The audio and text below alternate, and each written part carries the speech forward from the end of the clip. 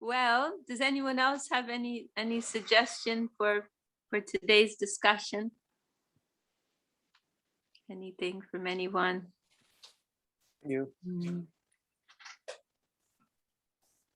Oh, Chinmoy Prabhu, you want to suggest something? Yeah, I would. It's about affection, because I kind of want to know what we mean by affection, because we're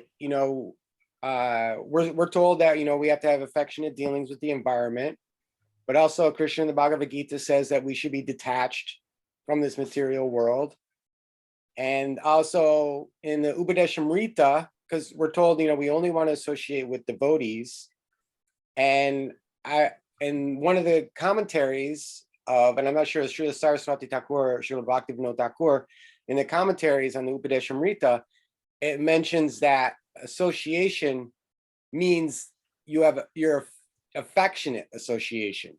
So when he's saying that you should only associate with the devotees, that means that there's affection within that association. So I'm just kind of curious, maybe you could speak a little bit on what we mean by affection. Okay, well, that's a nice topic. Well, I mean, the first thing that comes to my mind regarding detachment is that, I mean, first of all, we have to understand that Bhagavad Gita is giving, there are different levels of instruction within Bhagavad Gita. And a lot of Bhagavad Gita is pointing toward, is speaking on the level of karma yoga or jnana yoga, which is encouraging detachment, from the material world, but isn't entering that positive plane yet. So like a lot of the principles of karma yoga and jnana yoga, they do cross over into the cultivation of bhakti, but they're balanced, they're adjusted, they're integrated with higher principles within the practice of devotion. So yeah, there's an element of trying to practice some degree of detachment, but mostly the emphasis in the practice of devotion is cultivating positive attachment. And I think we could also equate that with affection, attachment with affection. So we're trying to, and really, like, through culturing that positive affection and attachment, then we are naturally becoming detached from negative elements of this material world. So then affection, I mean, I've heard, I feel like this principle of affection, it can be expressed in different, I mean, it's something that we try to, how can I say, like, implement or apply in different ways, so like I mean, we've heard Gurudev speak about it in different ways. So like for example, cultivating affection for other practitioners, also trying to feel affection for the practice of Krishna consciousness, like for taking the medicine, like Gurudev has mentioned, like taking a bitter pill may not be so nice, but when you think of how much that pill is going to help you, then you feel some affection, you feel some appreciation for that, So like another way Gurudev has discussed it is how, and there's one chapter in Revealed Truth where he talks about this, how like in the Mat, in under Srila Sridhar Maharaj, like on one level you could say things were very restricted. Srila Sridhar Maharaj was very strict, and Gurudev mentioned that's why there were never that many brahmacharis in the Mat. Like some of Srila Sridhar Maharaj's godbrothers, they had very big preaching missions, like and like, and they would have like a few different temples, not just one temple, but they would have different branches. Like like Bhakti Sranga Goswami Maharaj, he had a temple in Mayapur, he had a temple in Calcutta, and probably he had a couple others too. But Srila Sridhar Maharaj, he was always focused, we could say, like in modern terminology, on being authentic, you know, and so like he wasn't a crowd pleaser. Like he wanted to do things in accordance with his own inner mood of devotion and in accordance with the standard that was given by his Guru Maharaj, Srila Bhakti Siddhanta Saraswati Thakur. And he was, you know, he was very particular and very strict about that. And and you know, we've heard some examples from Gurudev, like Gurudev was 17 years old when he joined the mission. And you know, we've heard him mention he liked to play football. Okay, Varun has a question here coming up. We'll take note of that. We'll come back to it later. You know, Gurudev, he liked to play football. You know, he was an active teenager. And then he came to this like regulated temple life. And he mentioned like that sometimes I wanted to stretch my muscles. And so he was thinking of taking up an exercise program or running or something. But he mentioned it to Srila Sridhar Maharaj, and Srila Sridhar Maharaj said, no, you cannot do anything separate from your devotional life. So Srila Sridhar Maharaj said, you can do some gardening. And in the course of gardening, then you'll get some like muscle exercise, you know. And you know, like Srila Sridhar Maharaj's level of vairagya, like his level of detachment, renunciation, and strict adherence to the ideal, it was on the level of what Mahaprabhu followed and what the 6 Goswamis of Vrindavan followed. You know, like we hear that story of how Sanatana Goswami, he goes through all these trials and tribulations to come to the lotus feet of Mahaprabhu. And when he gets to Mahaprabhu's, he has this fancy blanket, Sanatana Goswami, that his brother-in-law gave him. And Mahaprabhu's looking at this fancy, just making these looks, like doesn't say anything, it's just looking, you know, at this fancy chadar that his brother-in-law had given him. And Sanatana Goswami understands, like, I'm coming to take up this strict renounced order. It doesn't look good for me to have this expensive chadar. So he went out and he swapped it with a poor man's like torn chadar. And then he comes back and Mahaprabhu's very happy, you know, like that was Mahaprabhu's level. That was the standard he expected from the Goswamis. And that was Srila Sridhar Maharaj's level. Like, you know, like Gurudev told this other story, how somebody gave Gurudev this expensive watch. And just in the same way that Mahaprabhu just looked at that chadar, so Srila Sridhar Maharaj just looked at this watch, just looked at it, gave him the look, you know. And Gurudev could understand, Guru Maharaj doesn't want me to wear this watch, you know. So like he was very strict, you know, and they didn't have the opulence that we experienced when we came to the Math. I mean, maybe like Jivana Didi, she was there at an earlier time, so she probably experienced some more of that simplicity. But especially like, you know, when the time Gurudev joined, it was pretty extreme. You know, like Gurudev said, they'd have mori, this puffed rice for breakfast, and maybe a few drops of mustard oil. And he said like a treat would be like for sugar, they would have these old homeopathic globules that they would mix with the mori. Like that was the level of austerity, you know. And yeah, I mean, all kinds of things, you know, they would grow everything. They would just buy a few potatoes for Guru Maharaj, like very simple, very austere. But Gurudev mentioned, he said, I didn't feel like I'm living a very restricted life, you know.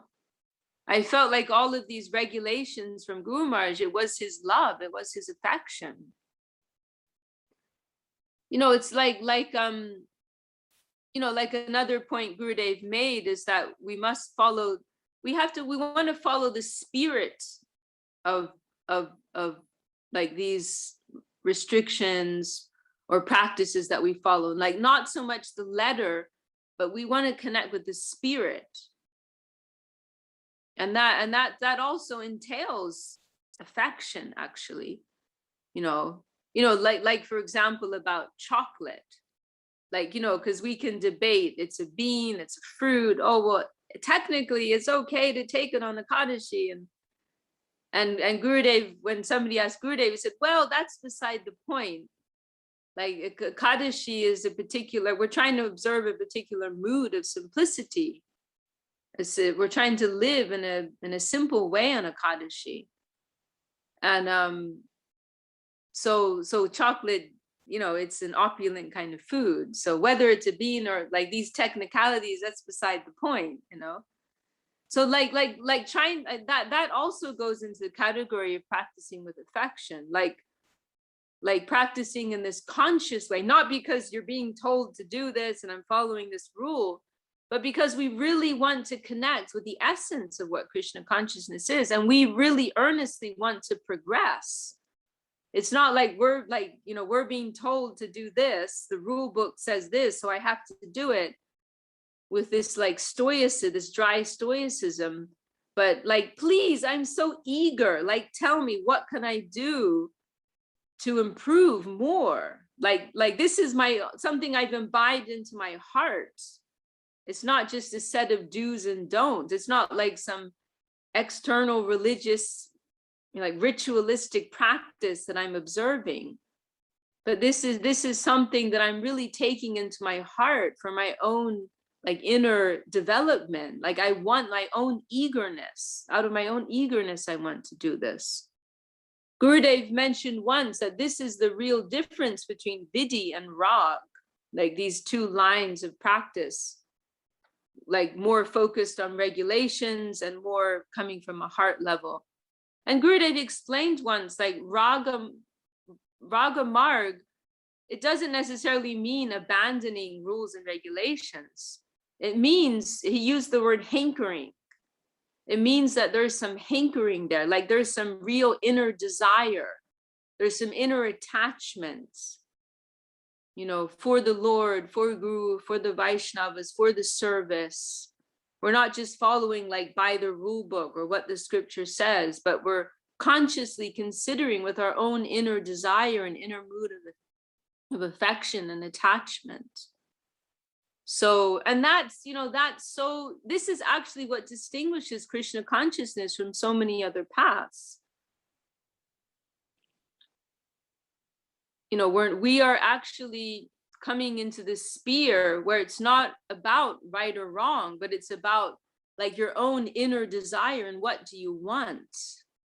This famous verse of Rupa Goswami, tacha lolyam api mulyam ekalam, lolyam, this greed. That's the real key to success here. This is the real secret to success in Krishna consciousness, having this inner desire, hunger, greed to have it.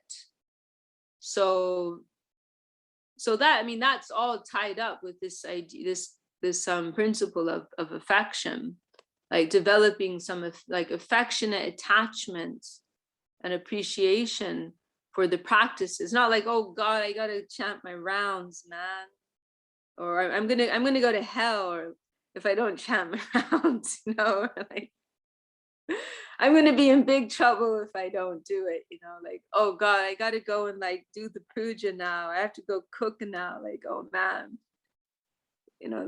but like actually feeling like I want to do this, I have some affection for this. I want to do this. Even though sometimes it may feel like a labor, it's a labor of love,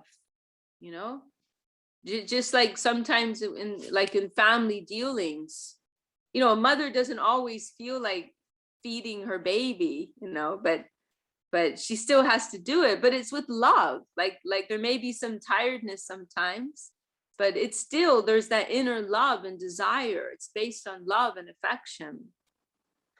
So yeah, this it's the only way to be successful in Krishna. You can follow other practices and other religions, and you can do very well, you know, just by following da da da da da. But when it comes to Krishna consciousness, like the bar has been raised here. The bar has been raised. It's not enough to just do everything well or do everything right. It has to be done with desire and affection and heart. So yeah, that mood of affection, we want to apply that to, like, that has to be a part of our like our daily practices, our service life. Our service life has to be based on this mood of affection. And another point, so another point at which I was coming to here is that it's only love and affection which is sustainable. Our devotional life is not sustainable unless it's based on affection. I was there once in Govardhan when Gurudev was discussing this point, and you know, sometimes I think many of us, we've heard Gurudev, he would sometimes speak about these three faculties of every Jivatma, of thinking, of willing, and of feeling. The thinking faculty, the willing, like to do faculty, and the feeling, the heart faculty. And so one time he was discussing this point in Govardhan, this is 2008, and he said, he said, thinking can fly, and willing can fly, but feeling is stable. You know? So like if somebody's, that was how Gurudev expressed it. And then I don't remember if it was Janardhan Maharaj or Goswami Maharaj, one of them was there, and then they explained like what Gurudev was saying more clearly. But he was making this point, you know, like if somebody's practicing Krishna consciousness based on like this, you know, this thinking tendency, like the intellectual side, the brain side, there's a limit to that. It, like, the fun's gonna dry up. There's gonna come the point where it's not interesting anymore. It's not stable, it's not steady. And also that doing faculty, like karma and gyan, we can see it like that too. That like, because we see also sometimes, you know, practitioners are motivated by their ability to do they can perform very well different things, different practices, or they have some special talents, but that also, it's not a strong foundation. And sometimes these practitioners, they can come and they can look very bright for some time, but they don't have a strong foundation, and so it withers up eventually. They're not there very long. But then feeling heart, when someone is, you know, then you see these other practitioners, they're maybe kind of in the background, maybe they're not, maybe their practice isn't so exemplary, and maybe they're not, you know, doing all that well, but whatever they have, it's real, it's based on affection, and that is very substantial, and they're never going to leave. You know, they're very steady. It's something very stable and steady and strong, that foundation that they have. So yeah, like this concept of practicing with affection and approaching our Krishna conscious life and everything about it with affection. You know, we've heard Gurudev speak about it from these different angles, and also in terms of our relationships with other devotees, you know, which is very important, because, you know, the mercy of the Vaishnavas is what propels us forward. And it's the opposite of that. It's you know, dishonoring the Vaishnavas which takes us down. So the relationships that we develop with other Vaishnavas is very central to our spiritual life. in Krishna consciousness. So then also in our relationships with other Vaishnavas, to try to cultivate this mood of affection, compassion. It can start with compassion, but going in that direction. And Gurudev also spoke about how like these principles of humility, tolerance, and respect, they have to be followed with affection. Otherwise, and it's the same point that he made in Govardhan, he told to Trivikramarsh, like following tolerance by the book, it has its limits. Following by law, following by the book, it has a limit. But if you can follow those things with affection from the heart, then there's no limit to how much you can tolerate. There's no limit to that. So that again, sustainability, affection is what makes our relationships with devotees, our capacity to honor and tolerate and give respect. That's what makes all of that sustainable. And also like approaching like particular practices, approaching our service life. It's only sustainable if it's based on affection. So, and then to go back to your original question, in terms of detachment, I would say like we're trying to cultivate detachment in regards to our own material desires, We're trying, they're in Srila Rupa Goswami, that's his definition of yukta vairagya, of properly adjusted detachment. Anashaktasya vishayan means that we ourselves will be detached from vishai, from material sense objects.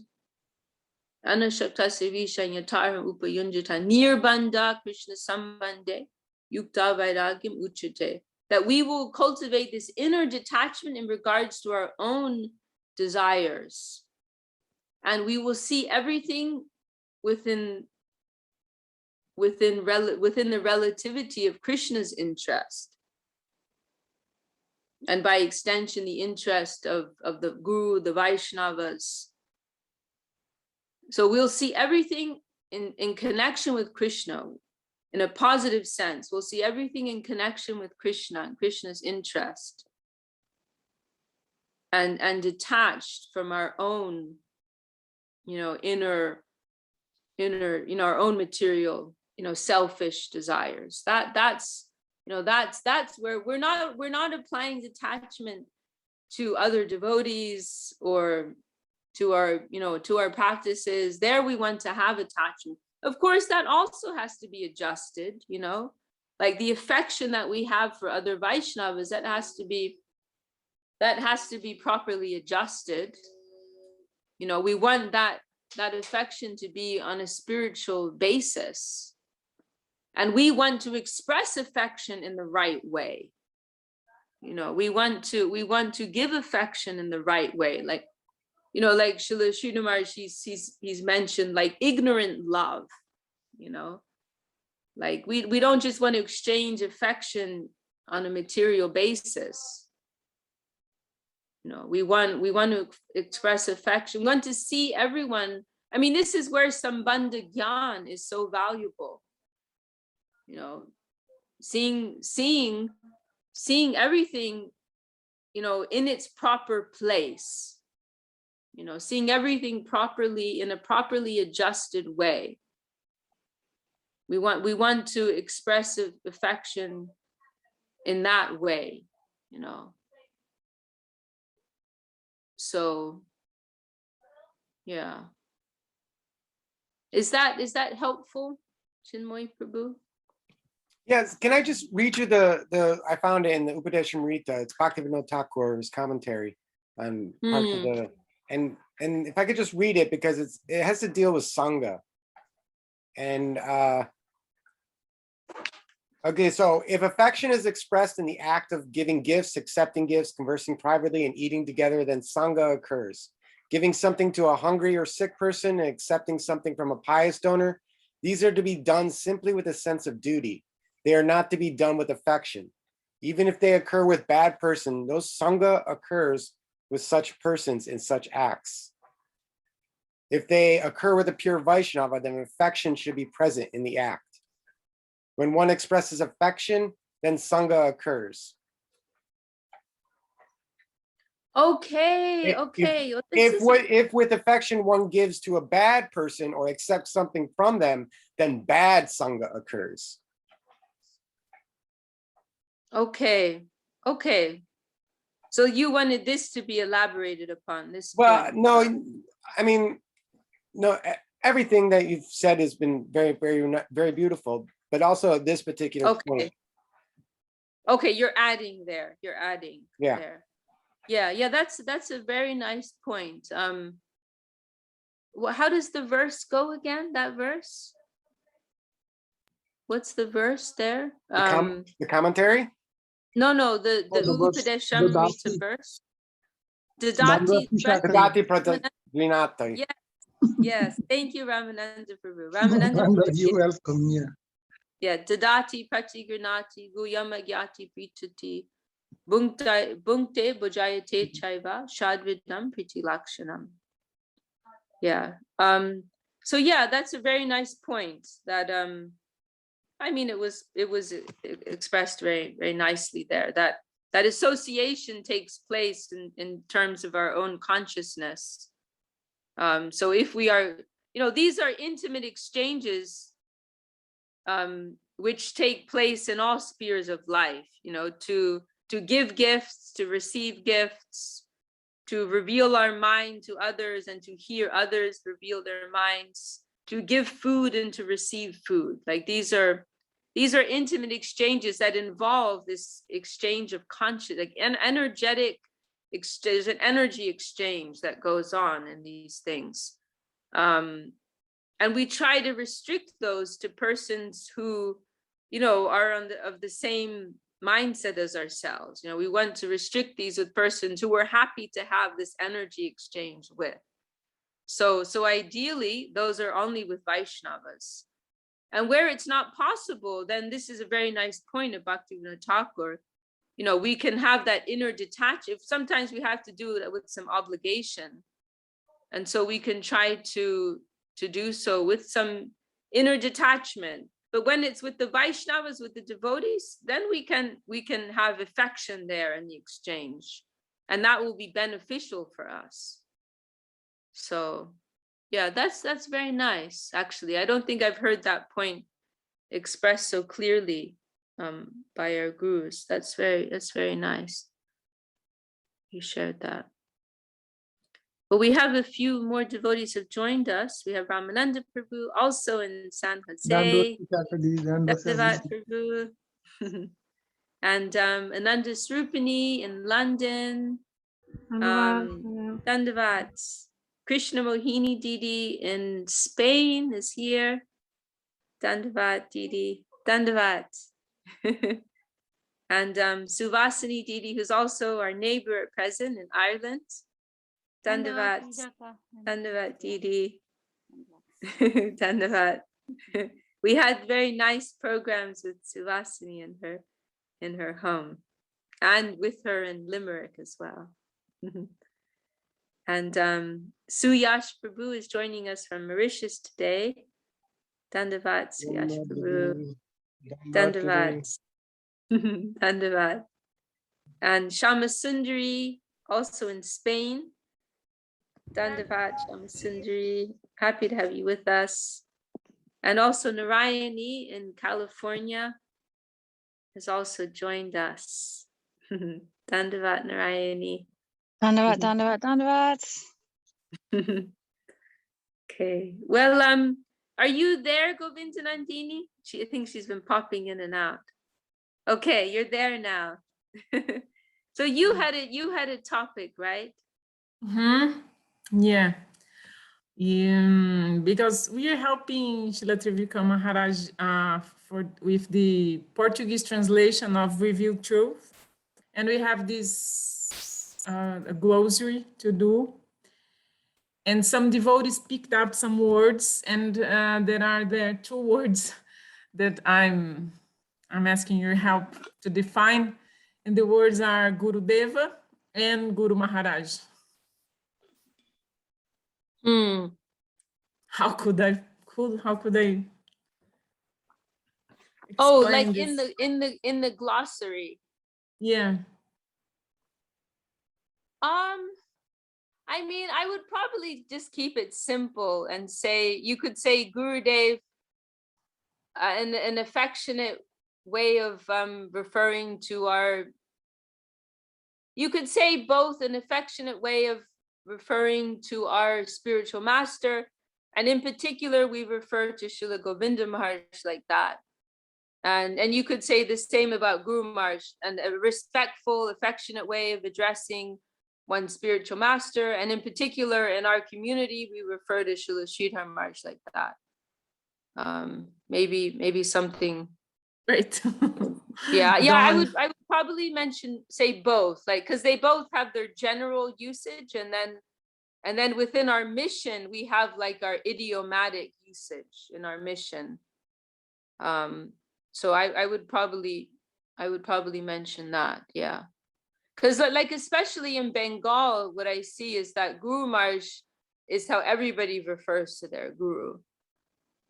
You know, in our mission, like Gurudev kind of established it so that Srila Sridhar Maharaj, like, it was like a kind of like a title Gurudev wanted to give to Srila Sridhar Maharaj, like he is Guru Maharaj.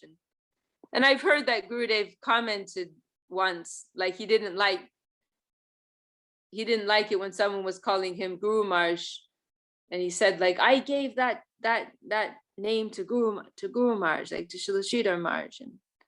But then on the other hand, like all of his Bengali disciples would refer to him like that. And I've also seen that the Western disciples of Gurudev who like came like quite early, and they stayed in the mat and have more association with the Bengalis, like they'll call Gurudev Guru Maharaj too.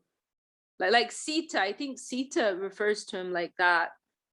And also like Navasundar Prabhu in Australia, like I've come across a few, they refer to Gurudev like that, as Guru Maharaj. It's how all the Bengalis, they call Gurudev that. And yeah, I mean, to be honest, like I'm not sure that Gurudev is even like such a respectful way, like because I came across okay, Chinmoy has it. Okay, so Chinmoy's giving us a glossary entry there. You can refer to that too, because I heard Gurudev once mentioning about Srila Sridhar Maharaj, and this is before Gurudev wasn't making any comment like about himself, because actually in the beginning nobody called Gurudev Gurudev. Like there was a transition period where everyone was figuring out how do we call him. So like you'll see in some of the early publications, there are different ways they would refer to him. Like often it was Srila Maharaj, you know. So like there was a few years interim period where everyone was trying, or also Acharya Dev. I think they called him Acharya Dev too for a while. So there were a few years where devotees were figuring out how should we refer to him. And then it just settled on Gurudev. But I heard in one like very early recording, and this is, again, Gurudev wasn't making a particular pointed remark, because it was before devotees were calling him Gurudev, but he said like nobody could call Guru Maharaj Gurudev. Like it was almost like he was saying it like it wasn't the most respectful. He was referring to one disciple of another guru, godbrother of Srila Sridhar Maharaj, who had a very intimate relationship with their guru, and they like, if not, I mean, not intimate, maybe it's not the right word, but very like kind of informal. Like the disciple would kind of chastise their guru and like that. And they would refer to their guru as Gurudev, which was like, from what Gurudev was saying, was considered like a little casual. And then Gurudev commented, nobody could call Guru Maharaj like that, you know. So So yeah, I got some impression that maybe Gurudev isn't the most respectful way to refer to your guru. But anyway, within our mission, that's just what's evolved. That's what's evolved. That we refer to Srila Govinda Maharaj like that. But it's also a general term for one's guru. And I see like nowadays some of the new disciples, they're referring to their guru like that, you know. And then the same thing with Prabhupada, you know, like some disciples of Srila Swami Maharaj Prabhupada, they get upset. Oh no, sorry, I'm getting mixed up. There are some disciples of Srila Saraswati Thakur who were upset when disciples of Swami Maharaj were referring to him as Prabhupada, because originally Srila Saraswati Thakur was referred to as Prabhupada. And so some of these disciples of Saraswati Thakur were upset. Like, how can you allow your disciples to refer to you as Prabhupada? You know, like that's our Guru Maharaj's name. They were a little critical like that. But actually, Prabhupada, it's also like a general way to refer to your guru. It's not that it's only one title reserved for one person, you know. So, but you know, you know, it's understandable. Some devotees have some heart sentiment, and they have a particular.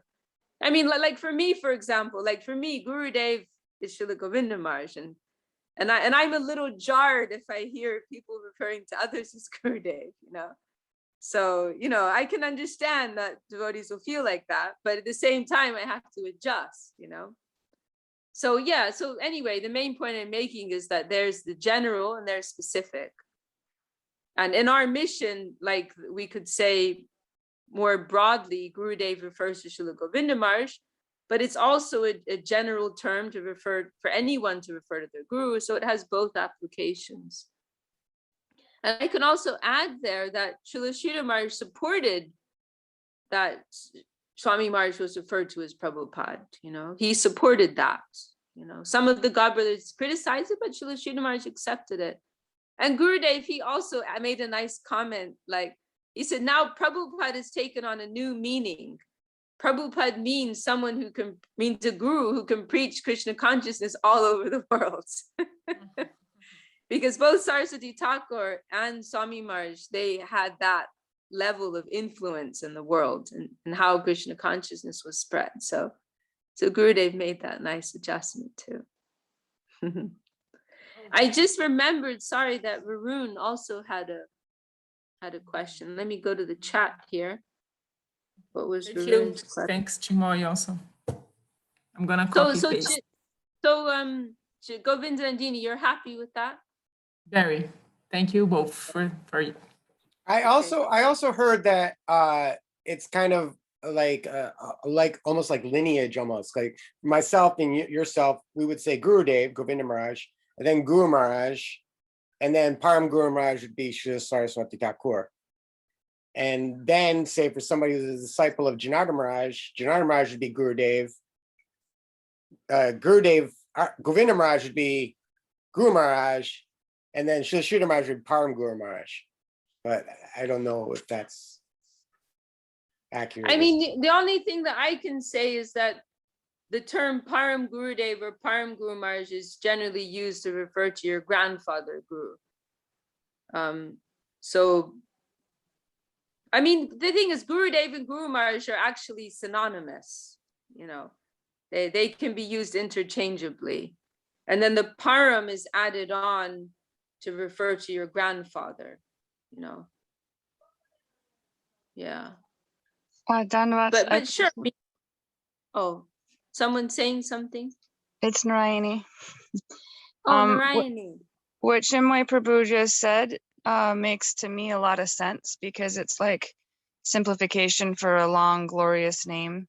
So you say your direct gurus, Gurudev, and then, you know, then I think like Parama, I mean, just from what I know, like, you know, and the time, you know, everyone was saying, I was there during that time when everyone was like making the distinction of what to call Srila Govinda Maharaj. And for a while we were you were calling there. Yeah, I was there at the time. But and then cool. for a Look, while, I have an eyewitness here. We have an eyewitness, I said. Well, I think some Venezuelan devotees asked, like that was the question. And then Gurudev, of course, Srila Govinda Maharaj is like, of course, I'm not going to be called. Why would I allow myself in front of you all to be calling myself Guru Maharaj? He would never do that. Mhm. So at the time we'd be calling, I think for a little while we said Parama Guru Maharaj and then Guru Maharaj when out of respect for him when he wasn't present, but then in front of him when present, then we're saying Gurudev, because we're speaking to our Gurudev, our direct Gurudev. So out of respect for... Wait, so you're saying like if you were referring to Gurudev with others, you would refer to him as Guru Maharaj? Yeah. But then when you were speaking directly, you would say Gurudev. Is that what you're saying? Yeah, because I think somebody even asked and Gurudev would say, well, how would I don't know how he said it. Sita was actually more present and so was Srimati Priya. But and also Vaishnavi Didi was present during that time. So so maybe she would remember, but Srila Govinda Maharaj didn't want himself to be referred to as Guru Maharaj, I think. All I can imagine, because my memory is that he would be saying, all I'm thinking when you would say, call me Guru Maharaj, is I'm thinking of my Guru Maharaj. So when he wasn't present, we'd be like, oh, Guru Maharaj. And then we'd make the distinction, Parama Guru Maharaj, if we're speaking of Sridhar Maharaj. Yeah. Right. And then I think after a while, just like being able to say Gurudev, oh Gurudev, oh hey Gurudev, like right in front of him, then he got used to that. So I feel like what Chinmoy Prabhu is saying is like according to lineage, because now Srila Govinda Maharaj is most people's Parama Guru Maharaj at this point. I mean, I don't know if I'd say most. I don't know if I'd say most, but certainly we have a good percentage of newcomers coming in, and Gurudev is their Param Gurudev or Param Guru Maharaj. Yeah, for sure. Yeah, I mean, I'm around more Janardhan Maharaj and Acharya Maharaj disciples than I am Srila Govinda Maharaj disciples these days. So. Okay. Yeah, I mean, really, there's no hard and fast rules about all this. It's kind of like, how it all just develops, and like what's like, how it all is just kind of just agreed upon and felt, and so yeah.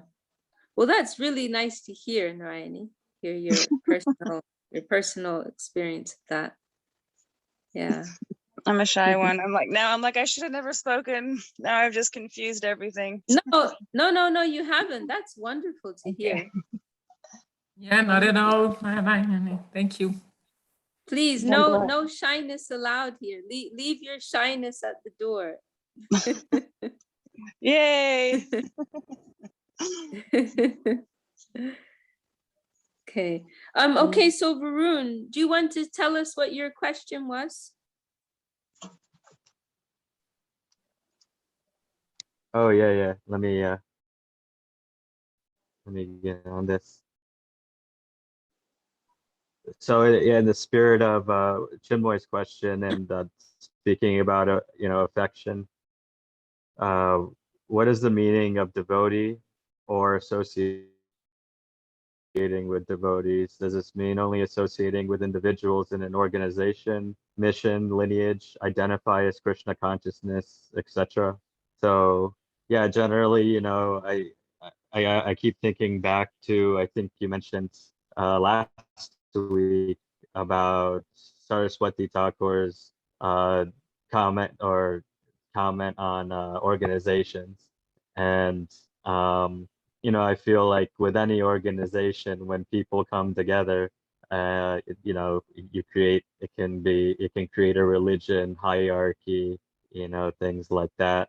And so in this kind of context, what does it mean in associating with a devotee or a Vaishnava in these situations? Well, in Bhakti Rasamrita Sindhu, Srila Rupa Goswami gives a gives some guidance on that. And this is very broad, of course, but there's a verse there, Sajatya Yashe Snigde Sadhu Sangha Satovare, that the best kind of association is those who are in the same line as yourself. And literally the expression is very interesting. Literally, what it says is the word snigda, you probably know, you're of an Indian background, the word snigda means affection or love. So literally the verse says, the phrase says, those who try to associate with those who have the same type of affection as you for the Lord, the same mood of affection, so it means like, the same line that you are following, and a little bit higher. So the same line, the same mood of approach, same conception, and a little bit higher. So that is the best kind of association. And this is, a lot of this, I think we were discussing this not too long ago. A lot of this depends, Suyash Prabhu, I saw that he just left. But we were discussing this a little bit in line with some points Suyash Prabhu was bringing up a while ago, or a few weeks ago. Like a lot of this is stuff that is it's just down to what we're ready for, we're not like running some prison regime here where it's like, you have to do it like this, or only associate with people wearing this badge or this uniform, or from this cell, like it's not like that, it's down to what you actually feel ready for. Don't talk to anybody who's a karmi dog. Like yeah, I hear a lot of, don't, he's an impersonalist, stay away from him.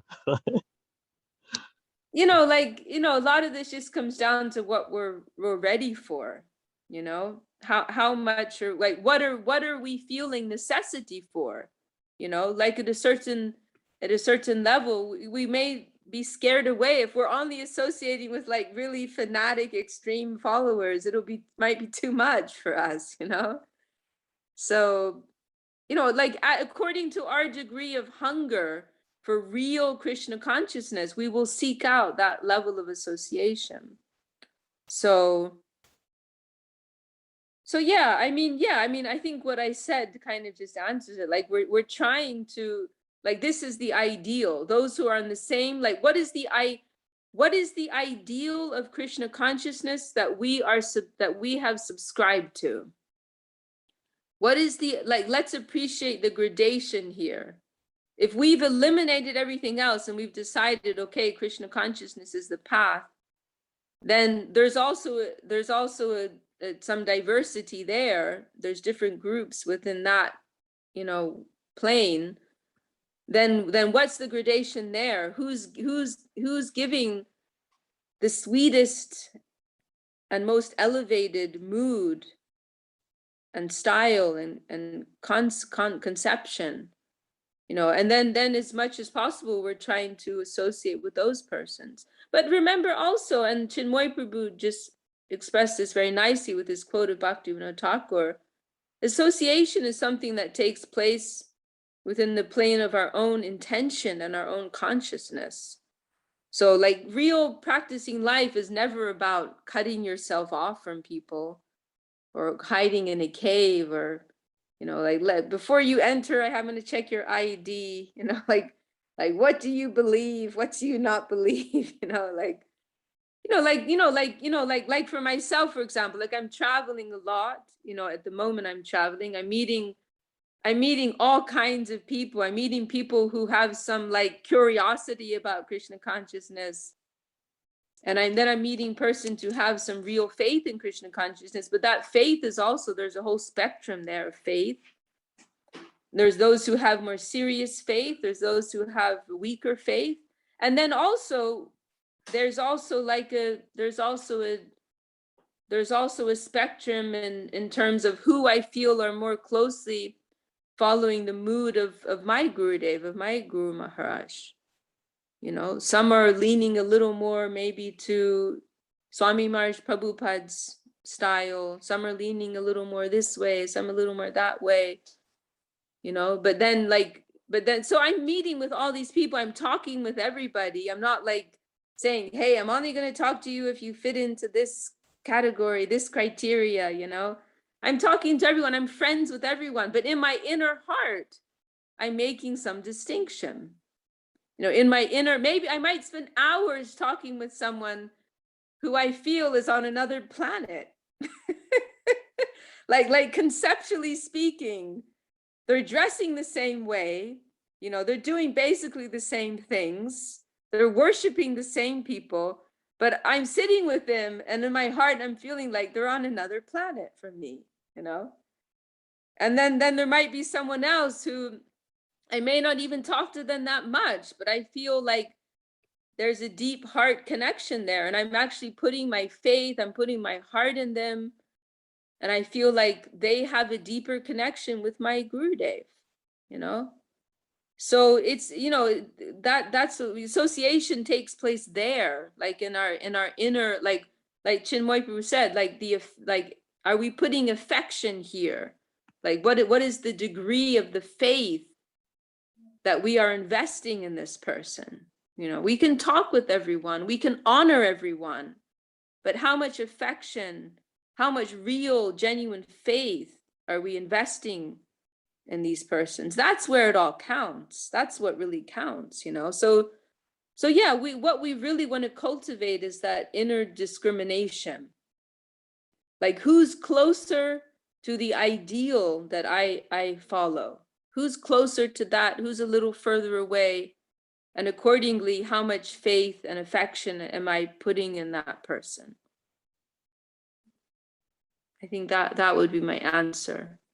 And then in terms of like associating with persons from other lineages, and it's what I said, you know, it depends on what you feel the hunger for, you know. I mean, like for myself, like to be perfectly honest, like I can't really go to an ISKCON temple, you know, and that's just because I don't feel like my hunger is met there. You know, like some of my god brothers and god sisters, they visit ISKCON sometimes, you know, they go to their programs and that's fine. I totally respect that. But for me, like I don't get any food, you know, I don't, my heart is not nourished by that. You know, I honor in a very broad sense, I honor anyone who has faith in God. Like I honor all of them. But am I going to go and sit in the local church, you know, for the Sunday sermon? You know, I'm not going to do that because, like, no disrespect to them, but my hunger is not satisfied by that, you know. So, you know, we can think of Krishna consciousness in terms of do's and don'ts, but we can also think of it in terms of like our inner heart necessity and how can we nourish that inner heart necessity. So you don't need to think of it in terms of right or wrong. Just think like, what am I ready for? Like, what level of hunger do I have? What degree of necessity do I have? You know? But I would say, like, if we're going to come down to do's and don'ts, I would say to avoid persons who speak or behave in such a way that is going to be detrimental to my own faith. I would say that, you know, if somebody's lifestyle, if somebody's way of speaking, if somebody's like attacking our faith, you know, like Gurudev, like there was one disciple of our Gurudev who was doing service in ISKCON, and they asked Gurudev if it was okay, and Gurudev said, you can do service in ISKCON as long as they're not disrespecting your guru. You know, then it's fine. You know, so I would say that to avoid association that can harm your own faith. That's if we're coming down to do's and don'ts. That's the only thing that I would say. You know, to avoid association that is going to be detrimental.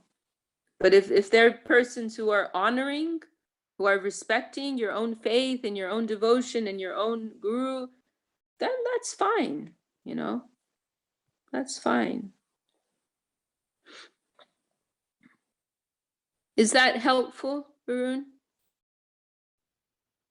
Yeah, that's helpful. It's yeah, I think it is an art form at times. It's kind of figuring out who to be close with or keep distance from, or whatever, you know, something like uh but staying open at the same time. So these same situations in the future might be favorable. So not to discount things either.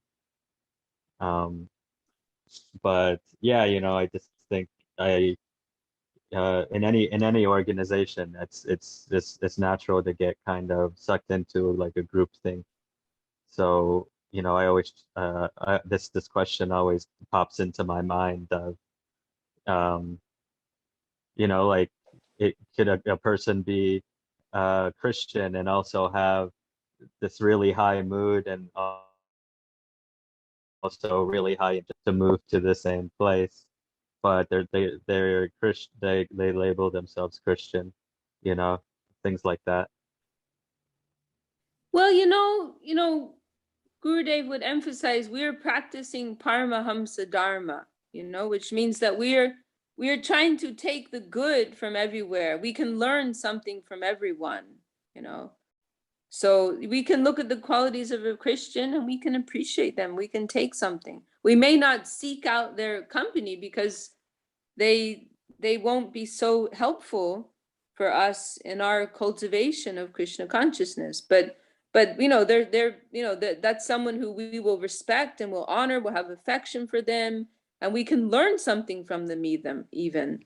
But they may not be someone who we will associate with on a close basis, you know, on a close or regular basis, because they, you know, their conception is very nice, but it's very undeveloped, and so they're not able to support our journey.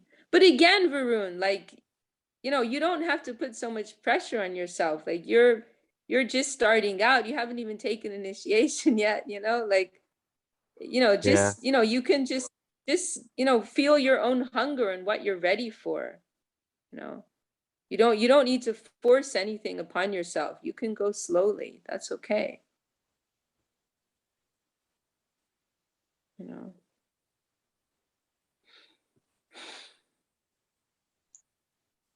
Vishakha Didi, can I add something? Yes, Prabhu.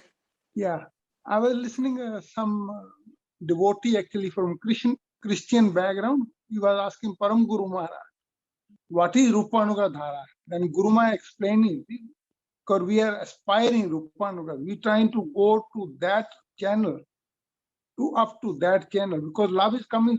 Krishna is a emporium of rasa. All the rasas are coming from him, but we are exclusive. So we trying to go to channel through Srila Rupa Goswami. So that's our line. So it's because everybody have, there are so many tastes, but we seeking higher taste. Hmm. Yeah. Yes, very nice. Yeah. Yeah, I mean, like that's very nice, Prabhu. No, And thank then, you. you know, No. another way you could another way you could see this, Varun, is like if you're thinking, if we think of it like as a levels of education within a university, like if you're at the PhD level, you know, then to go to study someone who's in like in third grade, you know, like, okay, we can appreciate them and like them, but are you actually going to sit down and hang out with them and exchange ideas on the same level? That won't work, you know, because like as Ramananda was saying, like what our gurus are giving us is something so high, so elevated. So yeah, of course we can learn, like we can learn something from children, right? We can learn from kindergarten. We can take something from their mood. But like in terms of like a systematic understanding, conscious development, there's a limitation to how much we can get from them. But again, you know, go easy on yourself, you know. You can go slowly and move at the pace that you're ready for. We have a Yeah, I few think others. Oh, sorry. Go ahead, Varun. no, I appreciate your explanation. But I think sometimes like labels like Vaishnava or Krishna conscious are placed where I think, say, someone in Krishna consciousness might be at a third grade level, even though we're trying to go higher, and someone of, you know, maybe another lineage or something like that may be at a 10th grade level. And so a lot of times I feel like, um, you know, like there's a lot of stress being, or a lot of importance being put on, you know, since this person is labeled, say, a Vaishnava, you know, you must associate with this group or something like that. Even if I feel that maybe the mood is a little elementary sometimes, or, you know, and so like this concept of affection where we should always go with high place of uh, like where it's being uh, affection is being reciprocated at a high level, you know, that could possibly be, say, with someone who isn't Krishna consciousness as well. You know, that's kind of the way I'm trying to like consolidate, you know, in my mind. Well, I mean, the thing is that these things aren't really comparable because, you know, like let's say someone's doing very well in third grade, and then someone else is doing really badly at like a degree level. You can't really compare the two. It's two different planes. It's two different planes. Someone may be failing like at the master's level, but it's not comparable with someone who's really succeeding in the third grade. I mean, what you could say is that like that person who's succeeding in third grade, they're soon going to surpass that person who's failing at the master's level. If they continue at that speed of progress, then they may soon overtake them. But otherwise, it's not, you can't really compare. And you see another point here is that, yeah, we may see many practitioners, like maybe they're not practicing very well. Maybe their mood isn't always perfect. Maybe they don't even really understand like what they're doing and why they're doing it. But the thing is, they have. Actually, is the intention even there? Sorry, what did you say? No, I'm sorry, you were cutting out when I was speaking at the same time. I sometimes question if the intention is even there. Well, we always have to give people the You know. benefit of the doubt, you know. But wait. So let me just finish what I'm saying here. There's some line interference, so there's some delay, I think, on your side. But you see, but the thing with all of these people is these practitioners is that they are connected to a very powerful source. You know, they have a connection to a very high, you know, line of gurus. They've been given a connection with the highest ideal of theistic culture. It's like let's say like all the let's say like a bunch of delinquents. They've been put in the care of like the top master in the country, you know, like they're in some special category there. They're being personally cared for by this very qualified master. So although externally you may look at them and say they're just another delinquent, but they're in the care of someone very special and very evolved. So you can't put them in the same category as your average delinquent. And because they're in that, and because they're having that type of high level association, you don't know where they're going to go with that. Today they may be looking like this, but tomorrow they could be flying, you know. Today they may be looking very bad, but within their hearts, they you know, there's something very beautiful that's coming out, and there's actually this purging that's taking place. There's all this dirt coming off. They're in that high level association. They're being exposed to like very purifying elements.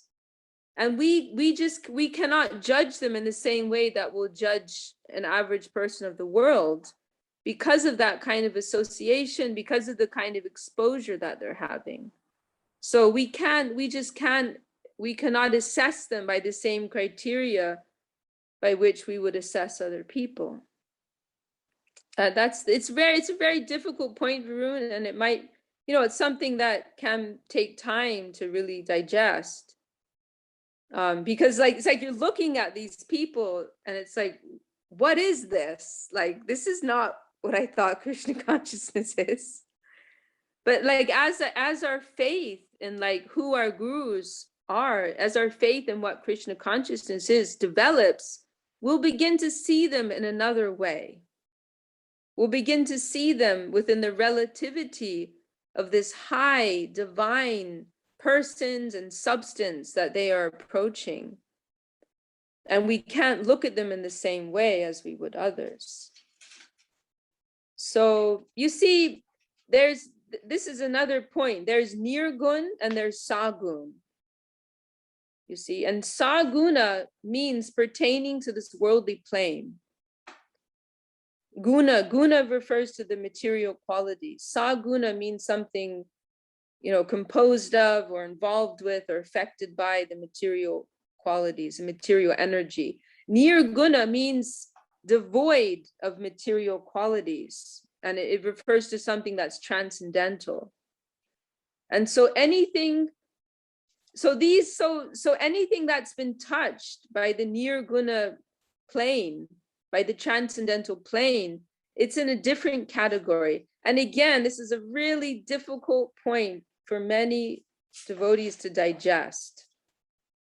But it's the truth, and it's what's told by our gurus repeatedly. It's what's stated in scripture repeatedly. But it takes a good amount of faith to be able to digest it.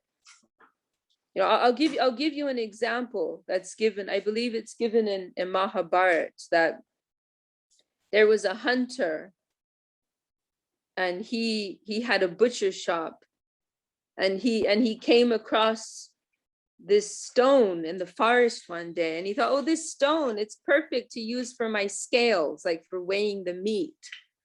And so he took it home, and he took it to his shop, and he was using it to weigh out the meat. And then one day there was a Brahmin who came by, and he saw that stone on these scales being used to weigh meat. And the Brahmin was horrified. He said, you know what this is? This is a Shalagram Shila. This is Narayan himself. You fool, you idiot. This is Narayan. This is Vishnu. And you're using him to weigh meat in your butcher shop? Like, what is this? So this Brahmin was horrified, and he was very angry, and he chastised that simple hunter. And he said, look, I'm taking this home. I'll take care of him. And so the Brahmin took this Shalagram Shila to his home, and he performed all the worship you're meant to do, chanted all the mantras and it's very elaborate. Worship of Shalagram Shila is very elaborate. Not everybody can do that, So, but then that night he had a dream. And we have Ananda. This is Ananda. Hello, Dandavat. And also we have Pat and Premananda. We have more friends. This is Premananda. He's one of the sweetest, most wonderful devotees you'll ever meet. He's a very, very long time devotee and disciple of our Gurudev, Srila Govinda Maharaj. So that night he had a dream. And Lord Vishnu came to him, and he said, what happened? What happened, man? I was having such a good time there. Like I was on that swing going up and down. I was having such a good time. I liked that hunter, you know, like, please take, I'm bored by all this worship that you're giving me, you know, so please take me back, you know. So like on one level you could say like that hunter, like what a degraded man, he's killing animals and he's selling them for a living. Like you could go through a list of all the sins that he's committing. Please have a seat. Yeah, no, fine. And No, you're fine. Don't move. and that Brahmin, he's like so clean and pious and non-violent, etc., etc. So like how is it that the Lord is preferring to be there, you know, like so like what I'm saying here is like materially speaking, that hunter he really fell short, you know. Materially speaking, the Brahmin was like up there, but there was some touch, but then there's some touch of the nirguna plane, you know. The Lord's heart was somehow moved by that hunter, that simple hunter, even though he was on a material level, you can say he's a very sinful person, you know, but something in the Lord's heart was moved. He gave his special mercy to that hunter, and so he actually became on a higher level than that Brahmin. So in the same way, like practitioners, they may have personality defects, you know, they may have like many negative qualities, but we don't know how they have been touched by the nirguna plane.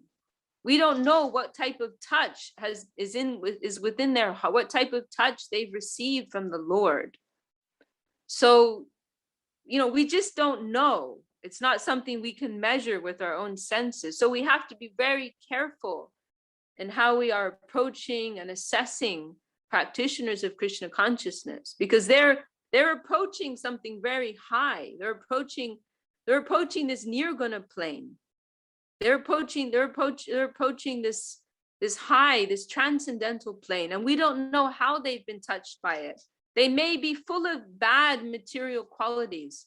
There's a very nice comment of Srila Sridhar Maharaj where he says, the spiritual characteristic is independence of the physical and mental planes. Just because somebody like has a like a deep spiritual quality doesn't mean that they're going to be the most clean and pious and perfect people. It doesn't work like that. It's not. It may be, you know, like eventually the process of devotion will purify someone, like as a side effect, it will remove all their defects. But it's also mentioned the Lord may choose for his own purpose to keep some of these defects within his exclusive devotees. So it's a complex issue, and we have to, what it comes down to is we have to be very cautious in our judgment and reserving judgment for these practitioners. It's a different category, and they cannot be compared to anyone else. But then everyone, others, they're also progressive. And as I mentioned, somebody who's in another path, at the speed of progress that they're moving, they may soon surpass one of us. You know, if they keep going at that speed, if they have that real level of sincerity in their heart, they may soon be beyond us. They will also come to this path, and they may surpass us. So, you know, we do, like somebody asked Srila Sridhar Maharaj about Jesus once, like, do you think he will come to Vaishnavism or something? And Srila Sridhar Maharaj said, is he barred from progress? Like, it's a dynamic and living thing. So we do want to see, in that sense, I can appreciate what you're saying. We're trying to see things see everyone in a dynamic and in a progressive way. So yes, there's certainly room, there's space, there's potential for everyone to come to this and to surpass us. You know, we hope for that. But we also have to see like at what level they're at now, and how helpful their association may be for us at present. We can associate with everyone in like a vague, a general way, but like in a more specific way, in terms of our own inner development in Krishna consciousness, we'll be much more exclusive about that. But yeah, we can draw goodness from everyone. We can draw good, we can appreciate everyone in a broad sense, definitely. But intimacy, who we're going to have intimacy with, you know, that's something else. You know, that should be someone who can very specifically support us, whether because they're on the same level, or ideally if they're a little higher than ourselves. How does that sound, Varun? Yeah, that sounds good. I mean, I think, you know, I try to keep a broad, you know, perspective. And of course, you know, I feel this is the highest, you know, conception, and that people of all faiths can come to a higher conception. But also, I guess, you know, just also to be careful who I give affection with, even within, people, you know, it may to also be careful who I choose association with, even within Krishna consciousness as well. Well, yeah, I mean, I think the Like- real issue here with you is that you've invested faith in devotees who have disappointed you. I think that's the issue here, actually, that you've been disappointed by practitioners of Krishna consciousness who you thought were supposed to be perfect. I think that's what's really the issue. Yeah, you know, like these kinds of practitioners, we'll keep them at arm's length, you know, like you know, Gurudev would say, respect from a distance. We give our dandavat from a distance. You know, sure, many practitioners, we may feel they're not like in their current level of realization in terms of what they're manifesting now in their behavior, their association is not helpful for me. You know, many practitioners, we may have to come to that conclusion. So we won't associate with them in a close way. We won't invest our deep faith in them. But we will honor them in our heart. We will have some level of affection in our heart because they're on the same path, and because they have faith and love for our guru. We love our guru and they love our guru. Then we have to love them too, but it may be at a distance. You know, everything has to, it's like Saraswati Thakur would say, religion is proper adjustment. So it's all about finding the right point of adjustment. That's all. That's what it's about. And yeah, be discriminating, be careful who you are giving your inner heart's faith to. I think that's really what this is about, this issue. Didi? Yes, Prabhu. Can I also just say, it's a natural process too. The more we develop faith in Krishna consciousness and our gurus, then the more we want to associate with that type of, that feeling. And so other things, like, you know, I could say, like, say Srila Madhusudana Maharaj, like, I want to have his association. I want to have effects association with him because he's solely dedicated to Gurudev and Guru Maharaj. There's nothing else in his life. And that attracts me. That I want to have affectionate dealings with that person. And then other things, they don't interest me so much because I've tasted something higher. So it's really a natural process that the more attraction you have for Krishna consciousness, the more your faith grows, the more you'll have attraction for people like Vishakha, Madhusudana Maharaj, Janardana Maharaj, and then the other devotees as well. Jivana, of course. Her association is a positive thing for our spiritual life. And naturally, we'll want to have that association and affectionate dealings with the devotees. Yes, very nice, Chinmoy Prabhu. Jai, nice. Does anyone else want to add anything to that? We are getting a bit late here. We had a lot of questions tonight. No, take your time. That's what Chinmoy Prabhu said is absolutely, I believe, feel it. Sita said it.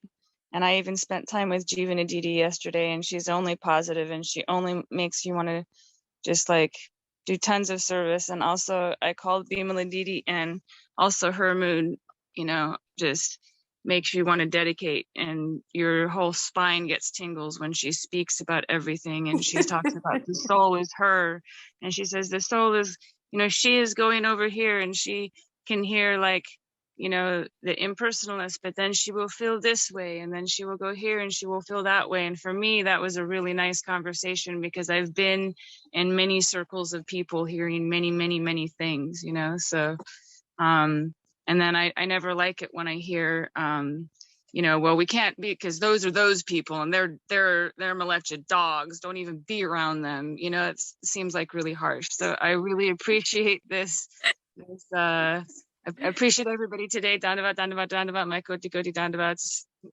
Just had to put that in there. Very, very nice. Beautiful, beautiful. And nice that you mentioned Bimala. Yeah. That's a very nice comment from Bimala. And Yeah. she's a beautiful example of the association that we all want. And she also said that, you know, I mean, I had heard from Arun Krishna Prabhu that this isn't the only, like, for some reason in all my thought processes, I just thought that like 1, 2, 3, 4, you know, we're in this time, space and time. And then Krishna, I don't know why I thought that, but then Arun Krishna Prabhu, it's like, no, this is like, we're on an eternal cycle of yugas, you know. And even the stories of Lord Ramachandra, so I was mentioning that to are forever and eternal, and we're hearing stories from many, many, many Treta yugas. And then I mentioned that to Bimala Didi, and she says, yes, in this Kali Yuga, she named it. She named the name of this Kali Yuga. And she says, and there's many Mahaprabhus, but this Kali Yuga that we're in right now is the only Kali Yuga where Krishna actually is coming in his avatari form. So, you know, as Krishna to taste, I don't want to say it, Srimati Radharani's, you know, however you can feel that improperly. I don't know how she said it, but the only you know, is the yuga that Krishna came himself in Mahaprabhu. Don't take my word, like listen to what in avatari form of Lord Krishna. He's actually here in this yuga. Krishna came and advented in this yuga. And I think she was also saying, you know, then also there's demigods that are in line because of that to be born. So in this time, there's actually divine, you know, divine devotees and, you know, avatars coming, maybe, possibly. I don't know if I should even be saying all this right now, but that's what I thought I heard. And I think my mother's also said that Srila Prabhupada said such things. Of course, things can be out of context, but to me, I just went, wow, you know, with the idea of multiple, you know, infinite yugas happening all the time, and all these pastimes and stories we're actually hearing from different yugas and pastimes, you know, or different pastimes from different yugas throughout all the time. Then maybe, I don't know, that's some inspiration to put some more focus and dedication and be more careful what you say to devotees around you, and have more respect for devotees around you, instead of just thinking, oh, this person's this way or this person's that way. Anyhow, that was some type of inspiration for me that I'm still like, you know, I guess I can speak about, but I still don't even fully understand. So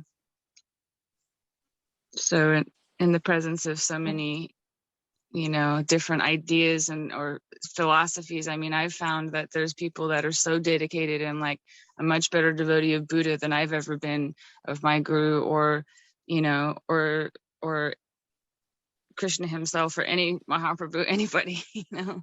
There's definitely other people practicing other faiths that are so profound, you know, that make me go, wow, you know, but it's still not like exactly the same like taste or what I've been around, you know. So yeah, we can learn from all of them. We can learn from all of them, definitely. We shouldn't be too proud and comfortable, because we've come to the highest thing, you know. We can learn from everyone. So well, thank you so much, Narayani, for sharing that. That was beautiful. I think we should start wrapping things up because it is getting a bit late. I just wanted to also greet Rukmini and Sue Devi. They've also joined us. Dandavat. And also we have an Anja, who I think is joining. Anja is joining us for the first time. Do you want to introduce yourself to our group here? Hi, Hare Krishna. I'm Anya. Sorry, I'm not on camera. I'm feeling a little under the weather, but this was a really enjoyable talk. Chintamani invited me, and yeah, I live in Pennsylvania on the East Coast of the United States. I live on a farm here, and I've been practicing Krishna consciousness for around 5 years, and just been, this talk was very pertinent to a lot of feelings I have. Just a lot of exploring the material, socio-political views of Krishna consciousness and then how that affects my own practice. And I think that's why I was directed here, is this more open-minded, broad-minded view of Krishna consciousness that I've kind of been steered away from. So I really appreciate this talk, and I hope I'll see all of you again. Wonderful, wonderful. Well, we want to give you a warm welcome and embrace from all of us. And it sounds like maybe we can have some interesting conversations with you in the future. We look forward to that. And yeah, you're always welcome. And we have to say special thank you to Chintamani also for always bringing such nice people who are brightening up our meetings. Okay, well, maybe we will close. Maybe we'll close there for today. Although, you know what? You know, Premananda Prabhu, he's a musician, and he makes songs for Krishna. And would you, if anyone's interested, then you're welcome. We asked him to sing today, and he has a very beautiful song that he wrote for Srila Govinda Maharaj. Would you feel comfortable to Sure, play? yeah. Yeah. But you'll have to, if you keep talking, I need to tune up and make sure everything. Okay. How long will it take to tune up? Might not take more than 2 or 3 minutes. Okay. So yeah, if Chinmoy doesn't mind hosting this for a bit longer, No and problem. if anyone's I have to say, Didi, also that you know, we're told that wherever we hear the nectar of the divine name or transcendental vibration or, you know, divine knowledge coming, we want to bow our heads there. And I can see the mercy of Gurudev flowing through you, and I'm really appreciative of it. And this was a really wonderful talk. And all the devotees too, I want to give all my Dandavat pranams to and respects. Jai. Bye. I highly support. well, I highly support Prabhu and you and him singing a beautiful song. And also, Bimala Didi told me when I talked to her, she says wherever there's one Vaishnavs or 2 Vaishnavs speaking, Krishna is present. So there might be a lot of other things, but I have noticed that the practice and the devotion that comes from our devotees coming from this lineage is always just like more sweeter and more beautiful. And then it does, like when I talk to the right people, like I thought there was something like wrong with my body, but now I know that, like when talking to Bimala Didi, all up and down my spine just tingles, like good, you know, it's like everybody talks about good vibrations, you know. And then when I don't feel those when I'm talking to people, then I'm like, oh, I wonder where those things went. And then I talk to somebody like Bimala Didi and I'm like, wow. So if that can lead anybody to a sweeter place for them, I don't want to say the right, but I would want to say it's the right, maybe more so, then maybe that's a good thing to possibly, I'm noticing the reoccurrence of that, you know, because when I'm around some of the high Vaishnavas like Janardana Maharaj, Jivana Didi, you know, there's this sweet, even just like, you just feel like you're in a sweet, fluffy song or floatiness, you know, where other times you're like grinning and bearing, like, you know, sorry. So Shy again. I say too much. I don't know if it's appropriate. No, we're always happy to hear from you. Okay, so Varun is signing off. Thanks for joining, Varun. I hope you got something out of today. And we'll see you. Yeah. You're For gonna sure. miss Yeah. you're gonna miss out. You're gonna miss out. Premanand is about to start. Is here okay? But you can watch the Yeah, recording. no, later. thank you. No, I have to. You have service, yeah. Yeah, I was watching the recording. I have to run over to the temple soon. So. Okay. All right. So I'm turning you over to our musician here. Dandava pranams. Hello, everybody. Hare Krishna, Premanand Prabhu. Hare Krishna. This song is it's called Gurudev My Keeper, and the title of it actually was inspired by something that I heard Goswami Maharaj say in one talk. Of course, Goswami Maharaj's talks are all overflowing with nectar and all overflowing with the most amazing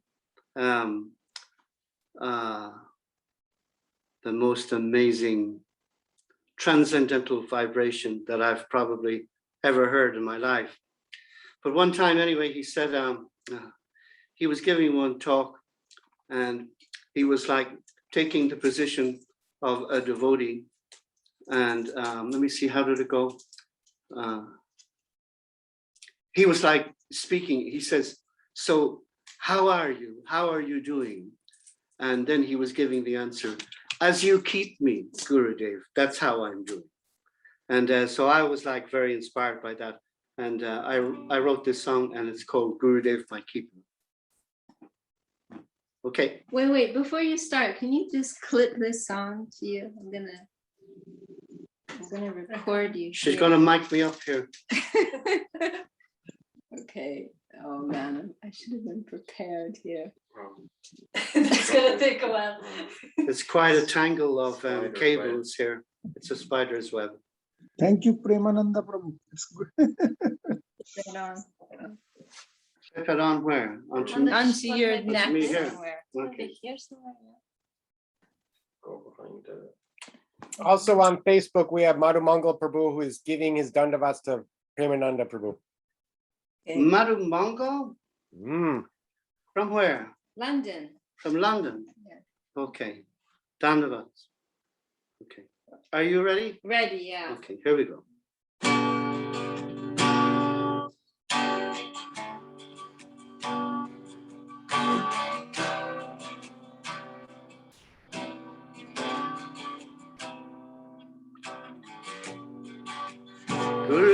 Gurudev, my teacher. Gurudev, my guide. Gurudev, my master. How your words kept me alive. Gurudev, my guardian. Gurudev, my friend. Gurudev, my savior. Your glories never end. Gurudev, my keeper. Gurudev, my hope. Gurudev, my captain. Gurudev, my only hope. And on a golden throne within my heart, I have crowned you as the king. And at your holy lotus feet I bow. Your affection I will sing. Jai Gurudev.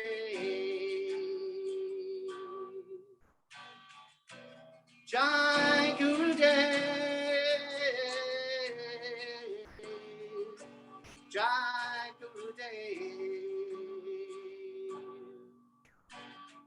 Jai Gurudev.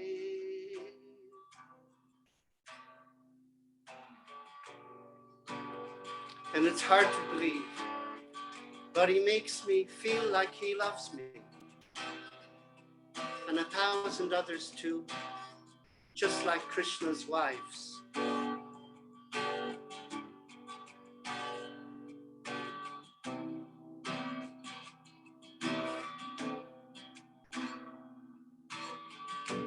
He shines rays of love into our hearts just by smiling. It's hard to explain. Behold his mystic opulence. You'd have to be there to understand how he can be our master one moment and our closest friend the next. It's a mystical thing. It's like he keeps changing right in front of our eyes. Or is it our hearts that we see him with? Perhaps the heart has eyes.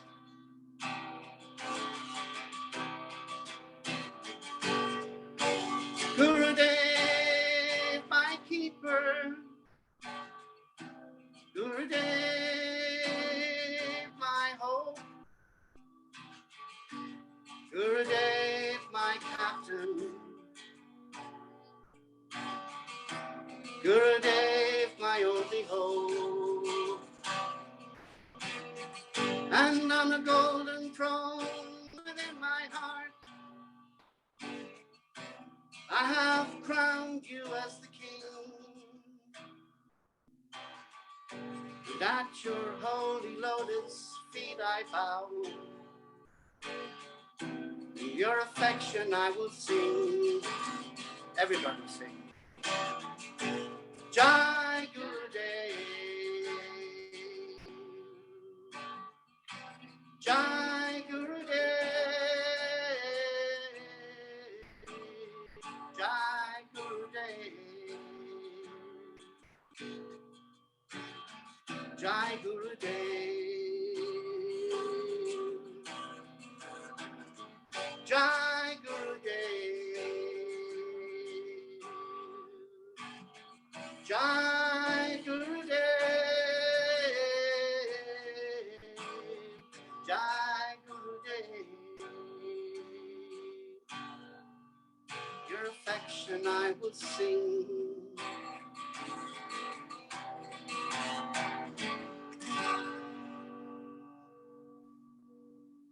Tiger Dave.